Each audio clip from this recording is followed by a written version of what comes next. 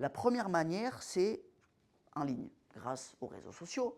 Donc, vous pouvez créer ce que l'on appelle des VSL, des challenges, des webinaires. Je pense que tout le monde a déjà dû participer ici à des webinaires, à des conférences en ligne, à des challenges en ligne, etc.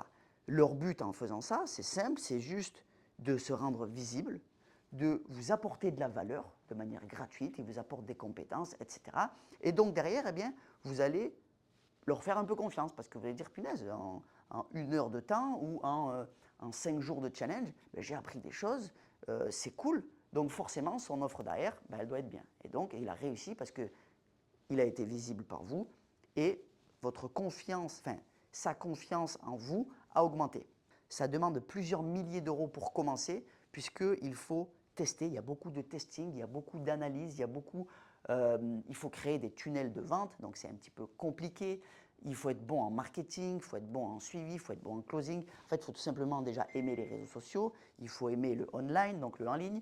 Et la réalité, c'est que c'est juste pas aligné avec tout le monde.